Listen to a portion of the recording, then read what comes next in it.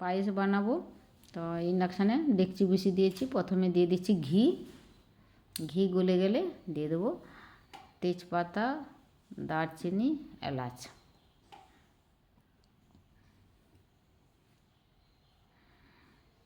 একশো গ্রাম মতো চাল আছে। ঘিয়ের উপর চালটা হালকা নেড়ে নেব। কাজু কিশমিশ দিয়ে আরেকটু নেড়ে নেব। পুরো পায়েসটা কিন্তু আমি দুধ দিয়ে করব, জল দেব না।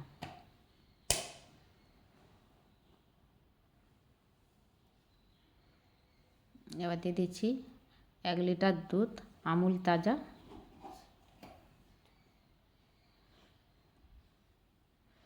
দুধেই চালটা সিদ্ধ হবে। আর এখানে দিচ্ছি কনডেন্স মিল্ক 250 গ্রাম, পুরোটাই দিয়ে দেবো। আর এখানে চিনি দেব না, কারণ কনডেন্স মিল্কে চিনি আছে। পায়েসটা পুরো ক্ষীরের মতোই হয়ে যাবে। আর রান্না কমপ্লিট। বিরিয়ানি, চিকেন চাপ, পায়েস। সবাই ভালো থাকবে।